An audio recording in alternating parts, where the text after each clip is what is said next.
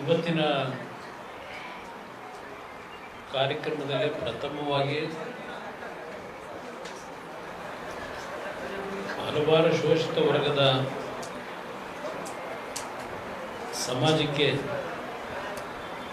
ಒಂದು ಗಟ್ಟಿ ಧ್ವನಿಯಾಗಿ ಅವರ ಹಕ್ಕುಗಳನ್ನು ಪಡೆಯತಕ್ಕಂಥದ್ದಕ್ಕೆ ಅವರ ಜೀವನವನ್ನೇ ಮುಡಿಪಿಟ್ಟಿದ್ದಂಥ ಡಾಕ್ಟರ್ ಬಾಬಾ ಸಾಹೇಬ್ ಅಂಬೇಡ್ಕರ್ ಅವರ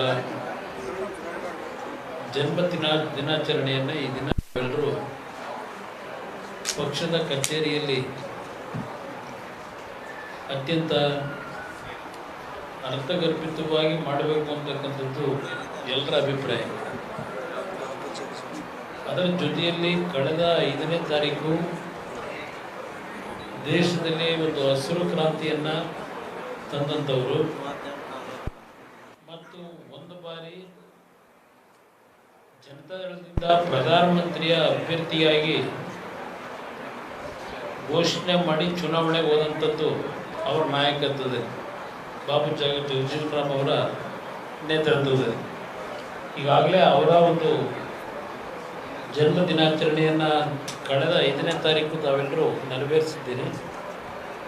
ಇವತ್ತಿನ 135ನೇ ಜನ್ಮ ದಿನಾಚರಣೆಯನ್ನು ನಮ್ಮ ಪರಿಶಿಷ್ಟ ಜಾತಿ ಪರಿಶಿಷ್ಟ ಪಂಗಡಗಳ ಪರಿಶಿಷ್ಟ ಜಾತಿ ಅಧ್ಯಕ್ಷರ ಪರಿಶಿಷ್ಟ ಜಾತಿ ವಿಭಾಗದ ಅಧ್ಯಕ್ಷರು ಡಾಕ್ಟರ್ ಅನ್ನದಾನಿಯವರು ಇವತ್ತು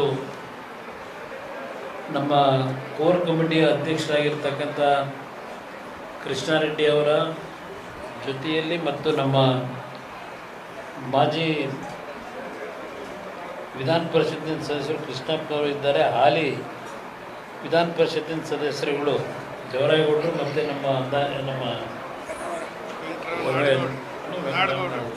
ನಮ್ಮ ಶರವಣ ಅವರು ವಿಧಾನ ಪರಿಷತ್ತಿನ ಸದಸ್ಯರು. ನಾನು ಯಾಕೆ ಮೊದಲು ಮಾತಾಡಿದ್ದೀನಿ ಅದನ್ನು ಹೇಳ್ತೀವಿ, ಇದಿರೋದು ಹೇಳ್ತಾ ಇದ್ದೀವಿ.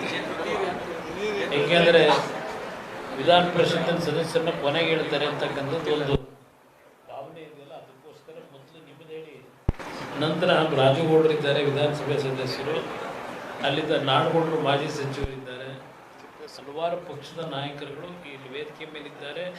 ಜೊತೆಗೆ ಆಧಾರ ಸ್ತಂಭ ನೀವು ಮುಂದೆ ಕೂತಿದ್ದೀರಿ, ಎಲ್ಲ ನಮ್ಮ ಪಕ್ಷದ ಕಾರ್ಯಕರ್ತರು ಬಂದವರು. ಈಗಾಗಲೇ ಈ ಒಂದು ಅಂಬೇಡ್ಕರ್ ಅವರ ಜಯಂತ್ಯೋತ್ಸವನ ನಾವೇನು ಆಚರಣೆ ಮಾಡ್ತಾ ಇದ್ದೇವೆ, ಬಹುಶಃ ತಡವಾಗಿ ಬಂದೆ. ಇಲ್ಲಿ ಈ ಸಭೆಯಲ್ಲಿ ನಾನು ಬಂದ ಮೇಲೆ ರಮೇಶ್ ಗೌಡರು ಮಾತಾಡಿದ್ದು, ಅಂದಾನಿ ಮಾತಾಡಿದ್ದು, ಇಬ್ಬರದು ನೋಡಿ ಇಬ್ಬರ ಭಾವನೆಗಳು. ಇಲ್ಲಿ ನಾವಿವತ್ತು ಕಾರ್ಯಕ್ರಮ ಮಾಡ್ತಿರೋದು ಅಂಬೇಡ್ಕರ್ ಅವ್ರ ಬಗ್ಗೆ. ಅಂಬೇಡ್ಕರ್ ಅವರ ವಿಷಯ ಬಿಟ್ಬಿಟ್ಟು ಕುಮಾರಣ್ಣ ಮುಖ್ಯಮಂತ್ರಿ ಆಗಬೇಕು ಅಂತ ಇಲ್ಲ. ನೀವು ಇಲ್ಲಿ ಭಾಷಣ ಮಾಡಿದ್ರೆ ಅವ್ರಿಗೇನು ನಾವು ಗೌರವ ಕೊಡ್ತೀವಿ, ಇದನ್ನು ನಾವೆಲ್ಲರೂ ಅರ್ಥ ಮಾಡ್ತೇವೆ. ಇವತ್ತು ನಾನು ಮುಖ್ಯಮಂತ್ರಿ ಆಗೋದು ಮುಖ್ಯ ಅಲ್ಲ. ಈಗಾಗಲೇ 2 ಬಾರಿ ಈ ರಾಜ್ಯದಲ್ಲಿ ಭಗವಂತನ ಒಂದು ಆಶೀರ್ವಾದದಿಂದ ನಮ್ಮ ಕಾರ್ಯಕರ್ತರ ದುಡಿಮೆಯಿಂದ 2 ಬಾರಿ ಮುಖ್ಯಮಂತ್ರಿ ಬಹುಮತ ಇಲ್ಲದೆ ಇದ್ದರೂ ಆಗಿದ್ದೇನೆ. ಈಗ ನಿನ್ನೆ ಬೇರೆ ನಮ್ಮ ಮಾಧ್ಯಮದ ಸ್ನೇಹಿತರುಗಳು ಏನೋ ಕುಮಾರಣ್ಣ ಮುಖ್ಯಮಂತ್ರಿ ಆಗಲಿಕ್ಕೆ ಇಲ್ಲಿ ಏನೋ ಬರ್ತಾ ಇದ್ದಾನೆ ಅಂತಕ್ಕಂಥದ್ದು ಒಂದು ವಾತಾವರಣ ನಮ್ಮ ಸ್ನೇಹಿತರುಗಳು, ಅವ್ರಿಗೂ ಆಸೆ ಇದೆ, ಗೊತ್ತಿದೆ ನನಗೆ. ನನ್ನ ಬಗ್ಗೆ ಅವ್ರು ಏನು ಪ್ರೀತಿ ಇಟ್ಕೊಂಡಿದ್ದಾರೆ ಅನ್ನೋದು ಗೊತ್ತು ನನಗೆ. ಬೇಗ ಬರಬೇಕು ಅನ್ನೋದು ಅವರಲ್ಲೂ ಇದೆ. ಆದರೆ ಒಂದು ಹೇಳ್ತೀನಿ, ನಾನು ಕರ್ನಾಟಕಕ್ಕೆ ಇತ್ತೀಚೆಗೆ ಬರ್ತಾ ಇರೋದು, ಇನ್ನು ಮುಂದಿನ ದಿನಗಳಲ್ಲಿ ಹಲವಾರು ಚುನಾವಣೆಗಳಿದೆ. ಉದಾಹರಣೆಗೆ ಮೊನ್ನೆ ನೀವು GBA ಸಭೆ ಮಾಡಿದ್ರಿ. ಆ GBA ಸಭೆ ಮಾಡಿದ್ದು ಬೆಂಗಳೂರು ನಗರದಲ್ಲಿ ಈ 5 ಪಾಲಿಕೆಗಳನ್ನು ಏನು ಮಾಡ್ಕೊಂಡಿದ್ದಾರೆ, ಚುನಾವಣೆ ಯಾವ ಸಂದರ್ಭದಲ್ಲಿ ಬರ್ಬೋದು ಅಂತಕ್ಕಂಥ ಹಿನ್ನೆಲೆಯಲ್ಲಿ ನೀವು ಪಕ್ಷದ ಸಂಘಟನೆಗೆ ಬಹುಶಃ ಈ ಸಭೆಯ ಅಂಬೇಡ್ಕರ್ ಅವರ ಜಯಂತಿಯ ಉತ್ಸವದಲ್ಲೇ ನಾನು ನಿಮಗೆ ವಿಶೇಷವಾಗಿ ನಮ್ಮ ಕಾರ್ಯಕರ್ತರಿಗೆ, ನಮ್ಮ ಮುಖಂಡರುಗಳಿಗೆ ವಿಶೇಷವಾದಂಥ ಅಭಿನಂದನೆ ಸಲ್ಲಿಸ್ತೀನಿ. ಅತ್ಯಂತ ಅದ್ಭುತವಾಗಿ ಆ ಕಾರ್ಯಕ್ರಮ ಯಶಸ್ವಿಗೊಳಿಸಿದ್ವಿ. ನಾನಿವತ್ತು ಅಂಬೇಡ್ಕರ್ ಜಯಂತಿಯ ಹಿನ್ನೆಲೆಯಲ್ಲಿ ಇಲ್ಲಿಗೆ ತಡವಾಗಿ ಬಂದಿರತಕ್ಕಂಥದ್ದು ನನ್ನ ಮಾಧ್ಯಮ ಸ್ನೇಹಿತರಿಗೆ ಹೇಳ್ತೀನಿ. ಅಂಬೇಡ್ಕರ್ ಅವರ ಬಗ್ಗೆ ಬಂದು ಪುಷ್ಪಾರ್ಚನೆ ಮಾಡಿ ಅವರಿಗೆ ಹಾರ ಹಾಕಿ ಅವ್ರ ಬಗ್ಗೆ ಎರಡು ಒಳ್ಳೆ ಮಾತು ಹೇಳಿದ ತಕ್ಷಣ ಅಂಬೇಡ್ಕರ್ ಅವರ ಭಾವನೆಗಳಿತ್ತಲ್ಲ, ಯಾರಿಗೋಸ್ಕರವಾಗಿ ಈ ದೇಶ ಮುಂದೆ ಯಾವ ರೀತಿ ನಡಿಬೇಕು ಅಂತಕ್ಕಂಥದ್ದಕ್ಕೆ ಆ ಸಂವಿಧಾನದ ರಚನೆ ಮಾಡಿದಂಥದ್ರ ಬಗ್ಗೆ ನಮ್ಮ ಕೃಷ್ಣಾರೆಡ್ಡಿಯವರು ಭಾಳ ಸವಿಸ್ತಾರವಾಗಿ ಹೇಳ್ತಾ ಇದ್ರು. ಯಾವ ಅಂಬೇಡ್ಕರ್ ಅವರು ಸಂದೇಶ ಕೊಟ್ಟಿದ್ದಾರೆ ನಮಗೆ, ಯಾವ ಶೋಷಿತ ವರ್ಗಗಳ ಬದುಕನ್ನು ಯಾವ ರೀತಿ ಸರಿಸಮನಾಗಿ ಎಲ್ಲರಿಗೂ ಒಂದು ಸಮಾನತೆಯನ್ನು ತರಬೇಕು ಅಂತಕ್ಕಂಥದ್ದು ಅವರ ಸಂವಿಧಾನದ ಮೂಲ ಇರ್ತಕ್ಕಂಥದ್ದೇನಿದೆ.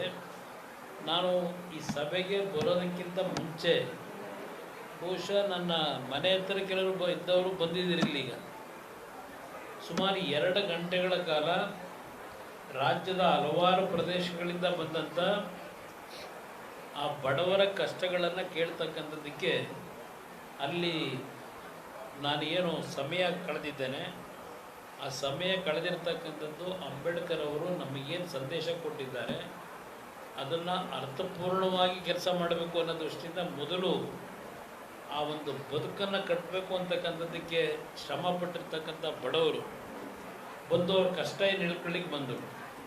ಅವರು ಎಲ್ಲರ ಸಮಸ್ಯೆಗಳನ್ನು ಬಗೆಹರಿಸಿ ಇಲ್ಲಿಗೆ ಬರೋದು ತಡವಾಯಿತು. ನಿಮ್ಮೆಲ್ಲರಲ್ಲಿ ಕ್ಷಮೆ ಕೊಡ್ತೀನಿ, ಮಾಧ್ಯಮದ ಸ್ನೇಹಿತರಿಗೂ ಕ್ಷಮೆ ಕೊಡ್ತೀನಿ. ಆ ಬಂದಂಥ ವ್ಯಕ್ತಿಗಳ ಸಮಸ್ಯೆಗಳ ಬಗ್ಗೆ ಒಂದು 2 ವಿಷಯಗಳನ್ನು ನಿಮ್ಮ ಮುಂದೆ ಹೇಳ್ತೀನಿ. ಒಂದು ನಮ್ಮ ಪರಿಶಿಷ್ಟ ಜನಾಂಗಕ್ಕೆ ಸೇರಿರ್ತಕ್ಕಂಥ ಒಬ್ಬ ಹೆಣ್ಣುಮಗಳು, ವಯಸ್ಸಾಗಿರ್ತಕ್ಕಂಥದ್ದು, ಸೈಟ್ ಇಲ್ಲ, ಮನೆ ಇಲ್ಲ, ತುರುವೇಕೆರೆಯಿಂದ ಬಂದಿದ್ದಾರೆ. ಅದು ಮಾಯಸಂದ್ರ ಗ್ರಾಮದಿಂದ. ಮನೆಯೂ ಇಲ್ಲ, ಸೈಟು ಇಲ್ಲ, ಜೀವನಕ್ಕೆ ಆಧಾರ ಇಲ್ಲ. ನನಗೇನಾದರೂ ಒಂದು ಮನೆ ಕಟ್ಟಿಸ್ಕೊಡಿ ಅಂತ ಬಂತು. ನಾನು ಮಾಧ್ಯಮದ ಸ್ನೇಹಿತರಿಂದ ಹೇಳ್ತಾ ಇದ್ದೇನೆ, ನಿನ್ನೆ ದಿನ ನಮ್ಮ ಮುಖ್ಯಮಂತ್ರಿಗಳು ಅಲ್ಲೆಲ್ಲ ಒಂದು ಸೇತುವೆ ಉದ್ಘಾಟನೆ ಮಾಡಿ, ಸೇತುವೆಗೂ ಸಿದ್ದರಾಮಯ್ಯ ಸೇತುವೆ ಅಂತಲೇ ಇಟ್ಕೊಂಡಿದ್ದಾರೆ. ಆ ಸೇತುವೆಯ ಶಂಕುಸ್ಥಾಪನೆ ಆಗಿದ್ದು 2014ರಲ್ಲೋ 15ರಲ್ಲೋ ಶಂಕುಸ್ಥಾಪನೆ ಮಾಡಿದ್ದಾರೆ. ಆ ಸೇತುವೆ ಕೆಲಸಕ್ಕೆ ಹಣದ ಬಿಡುಗಡೆ ಆರ್ಥಿಕ ಇಲಾಖೆಯಿಂದ ಒಂದು ಒಪ್ಪಿಗೆ ಕೊಟ್ಟಿರ್ತಕ್ಕಂಥದ್ದು ಸ್ವಲ್ಪ ಹಿಂದೆ ಇರೋ ಸಮಾಧಾನವಾಗಿರ್ಬೇಕನ್ನ. ಅದರ ಮಾಧ್ಯಮದ ಸ್ನೇಹಿತರಿಗೆ ಇದು ಪ್ರಮುಖವಾದಂಥ ವಿಚಾರ. ಇವತ್ತು ನಿನ್ನೆ ದಿನ ಮುಖ್ಯಮಂತ್ರಿಗಳು ಹೇಳಿರ್ತಕ್ಕಂಥದ್ದು, ನಾವು ಯಾವ ಒಂದು 5 ಗ್ಯಾರಂಟಿಗಳನ್ನು ಕೊಟ್ಟಿದ್ದೇವೆ, 1,30,000 ಕೋಟಿ ಖರ್ಚಾಗಿದೆ, ಆದರೂ ನನ್ನ ಸರ್ಕಾರ ಅಭಿವೃದ್ಧಿಗೆ ಪೂರಕವಾಗಿದೆ, ಆದರೆ ವಿರೋಧ ಪಕ್ಷಗಳು ಟೀಕೆ ಮಾಡ್ತಾರೆ ಅಂತಕ್ಕಂಥದ್ದನ್ನು ಏನು ಹೇಳ್ತಾರೆ. ಆ ಒಂದು ಸೇತುವೆಯ ಕಾಮಗಾರಿಗೆ ಆಡಳಿತಾತ್ಮಕ ಮಂಜೂರಾತಿ ಕೊಟ್ಟಿರ್ತಕ್ಕಂಥದ್ದು 2013-14ರಲ್ಲೂ ಕೊಟ್ಟಿದ್ದಾರೆ. ಸೇತುವೆ ಈಗ ನಿರ್ಮಾಣ ಆಗಿರ್ತಕ್ಕಂಥದ್ದನ್ನು ಉದ್ಘಾಟನೆ ಮಾಡಿದ್ದಾರೆ. ಅವರೇ ಶಂಕುಸ್ಥಾಪನೆ ಹೌದು ಮಾಡಿದ್ದಾರೆ 2014ರಲ್ಲಿನ. ಈಗ ಸುಮಾರು ಹೆಚ್ಚು ಕಡಿಮೆ 12 ವರ್ಷ ಆಗಿದೆ.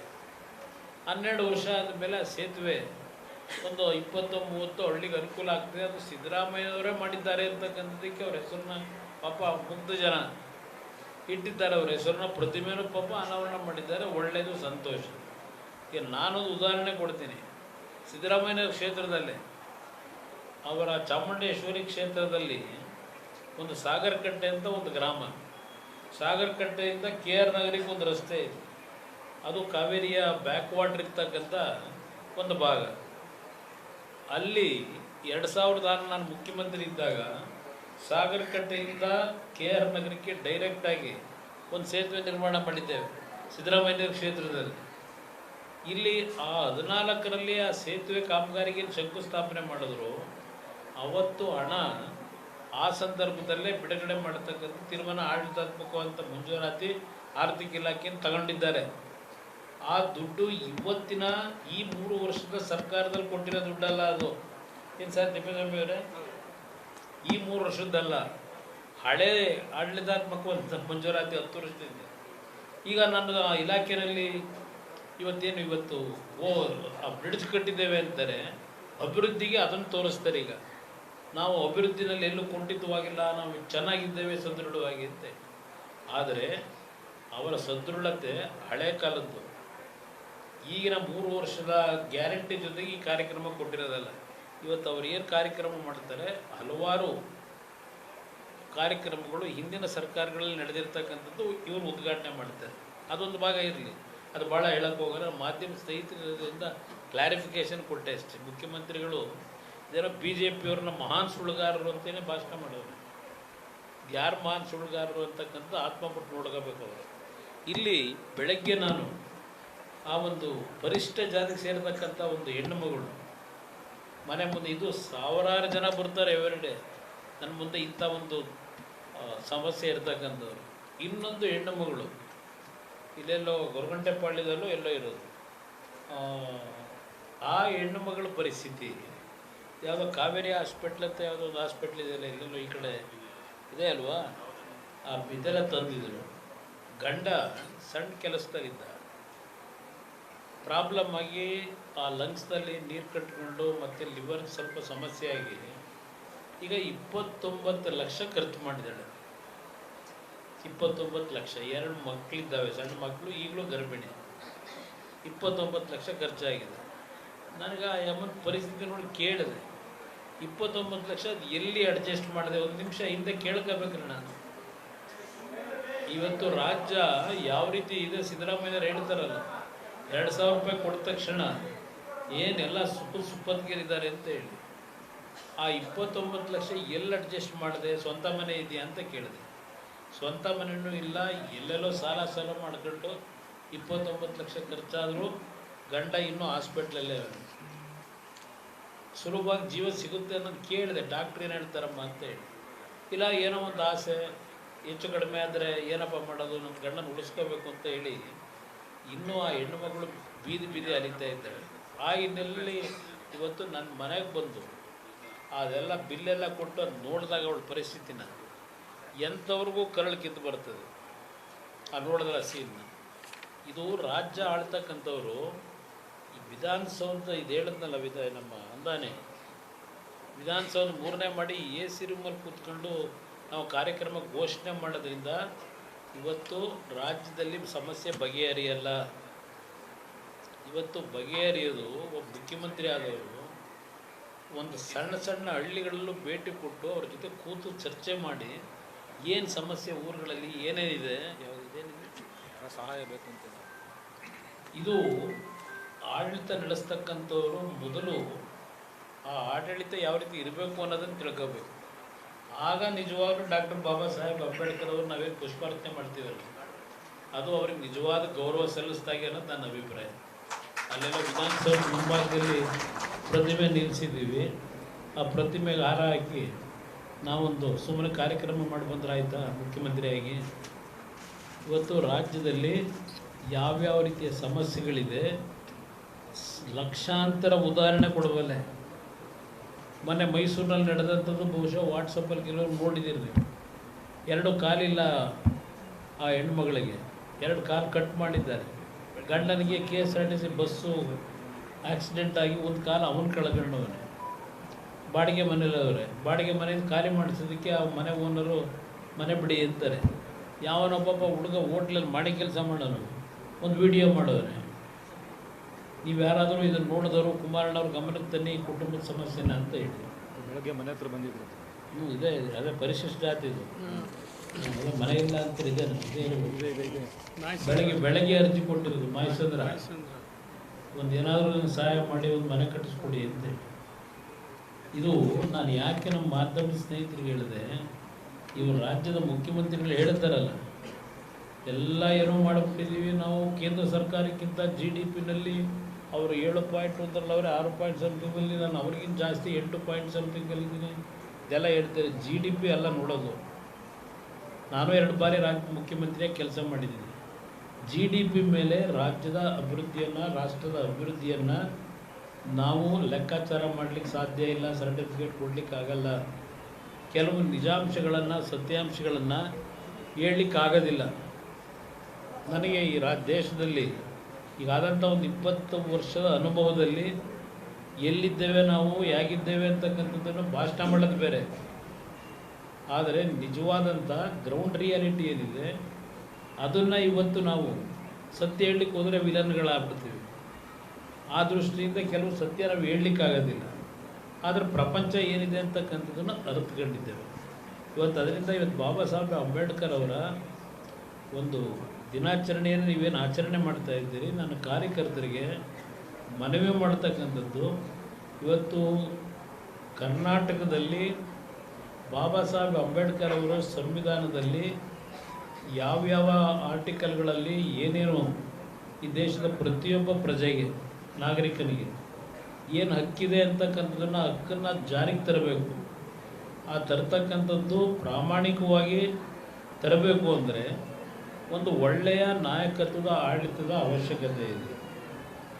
ಆ ಹಿನ್ನೆಲೆಯಲ್ಲಿ ನಿಮ್ಮ ಮುಂದೆ ನನ್ನ ಮನವಿ, ಮುಖ್ಯಮಂತ್ರಿ ಯಾರಾಗೋದು ಬಿಡೋದು ಆಮೇಲೆ ನೋಡೋಣ, ಬಟ್ ಈ ರಾಜ್ಯದಲ್ಲಿ ಒಂದು ಉತ್ತಮವಾದ ಆಡಳಿತ ಕೊಡ್ತಕ್ಕಂಥ ಒಂದು ವ್ಯವಸ್ಥೆ ತರಲಿಕ್ಕೆ ನನ್ನ ಕಾರ್ಯಕರ್ತರಿಗೆ ನಾನು ಮನವಿ ಮಾಡೋದು, ವಿಶೇಷವಾಗಿ ಯುವಕರಿಗೆ.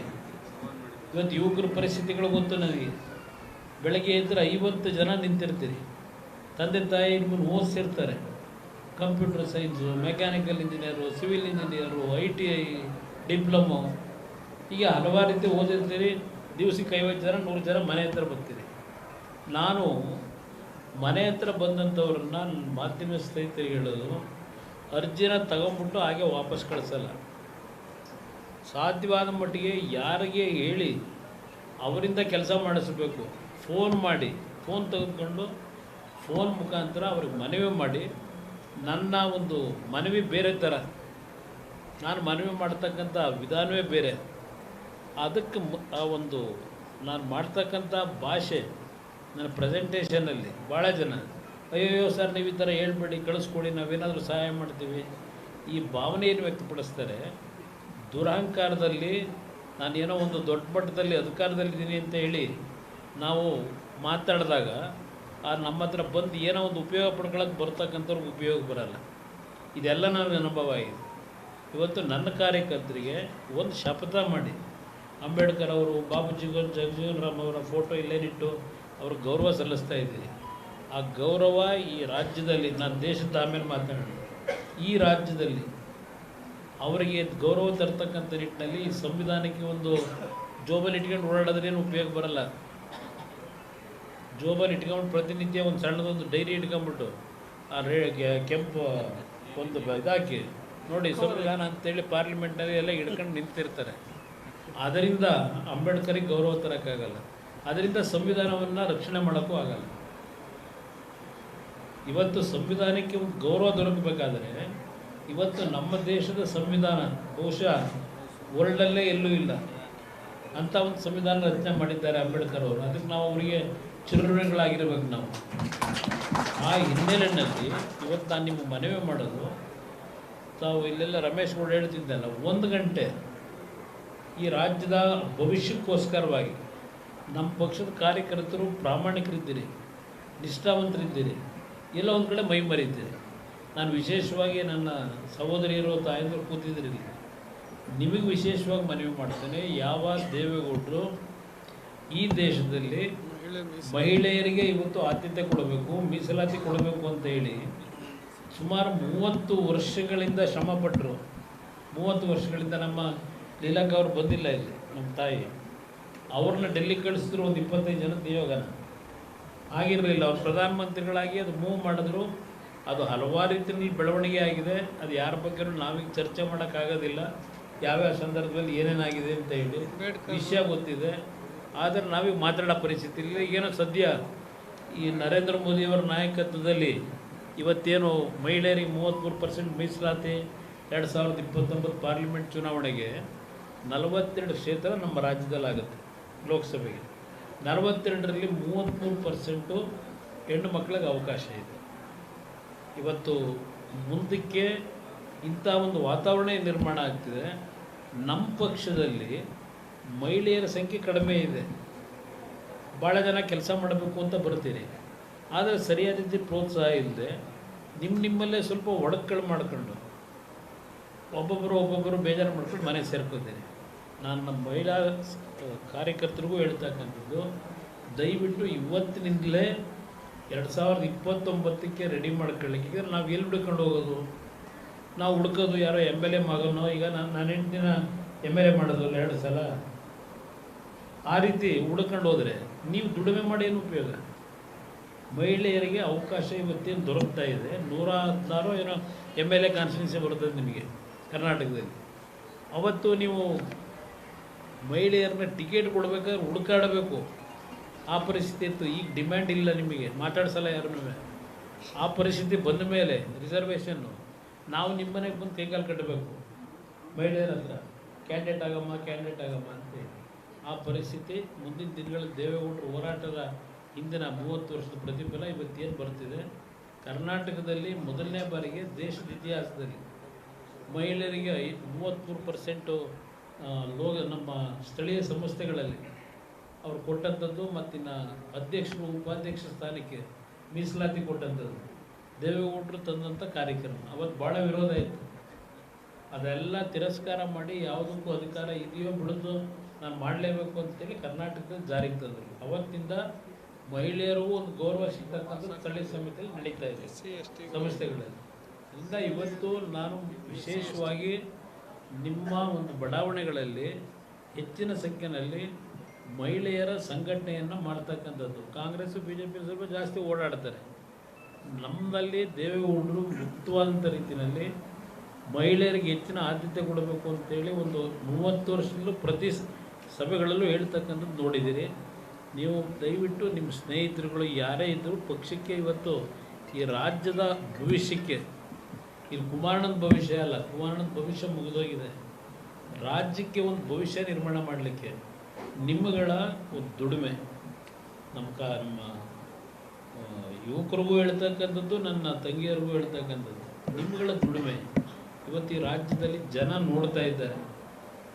ಇಲ್ಲಪ್ಪ, ನಮಗೆ ಬೇರೆ ಪಕ್ಷಗಳಿಗಿಂತ ಈ ಬಾರಿ ಜನತಾದಳವನ್ನು ಬೆಂಬಲಿಸಬೇಕು ಅಂತಕ್ಕಂಥದ್ದು ವಾತಾವರಣ ಇದೆ.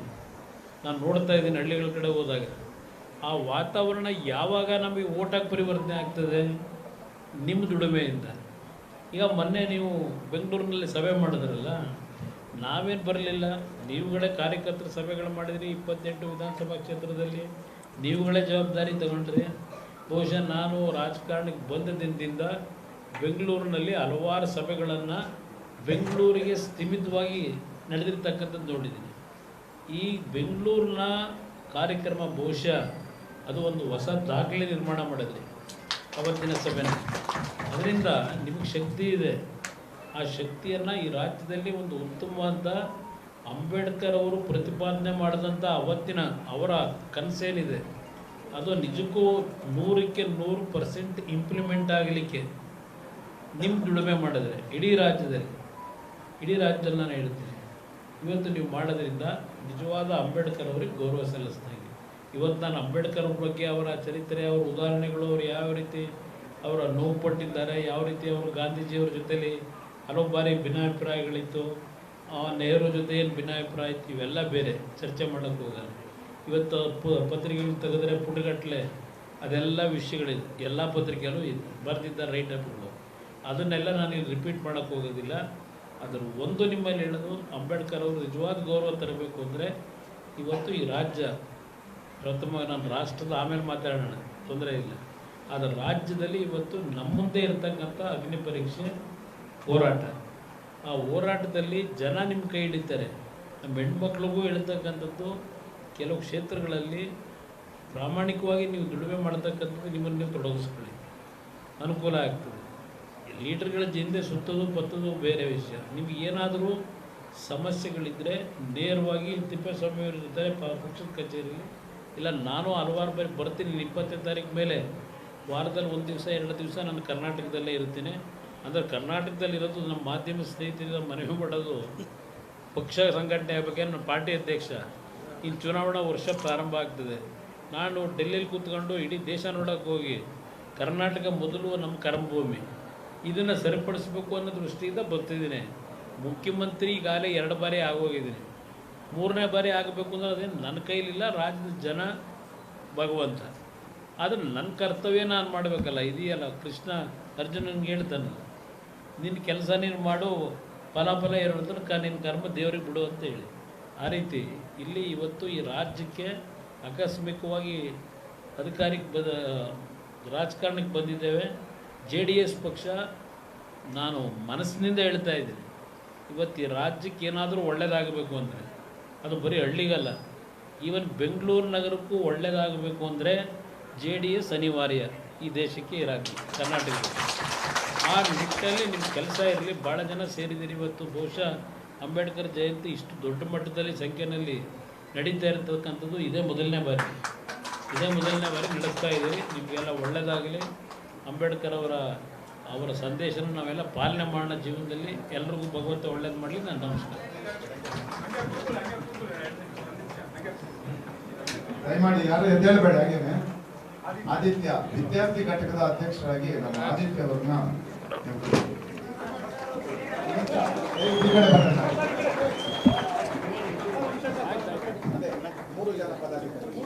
ವಿನಯ್ ಮತ್ತೆ ಆದಿತ್ಯ ದಯಮಾಡಿ.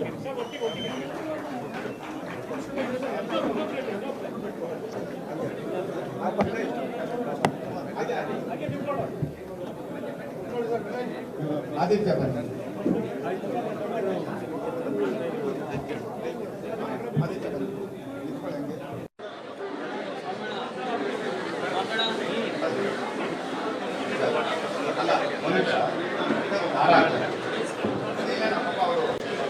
ಬಂದವರೆ ಹಾಕ್ಬಿಡಿ.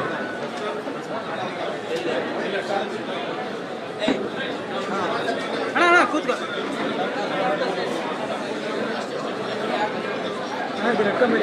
ತುಳಿದಾಕ್ಬಿಡ್ತಾರೆ.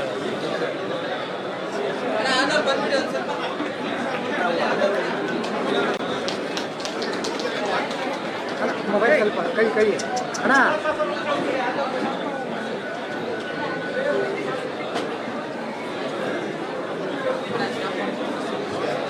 ಎಲ್ರಿಗೂ ಸಹ ಊಟದ ವ್ಯವಸ್ಥೆ ಇದೆ.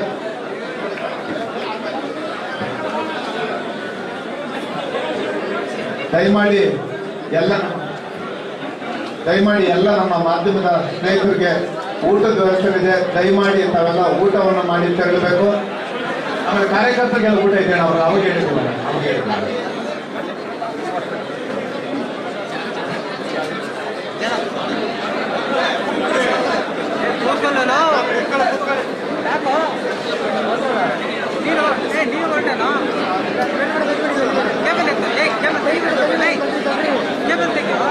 ಬೇಡ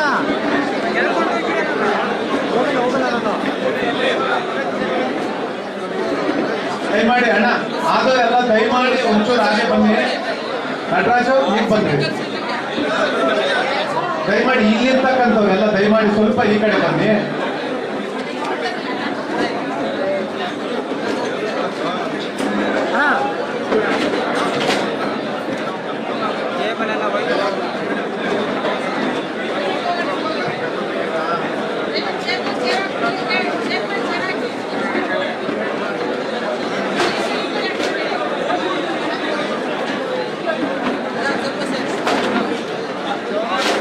ದಯಮಾಡಿ ನಮ್ಮ ಎಲ್ಲ ಕಾರ್ಯಕರ್ತರು ಬಂದು ಊಟ ಮಾಡಿ. ದಯಮಾಡಿ ಆ ಕಡೆ ಮೇಡಮ್ ಹಾಗೆ ಎಲ್ಲ ಈ ಕಡೆ ಬರಬೇಡಿ.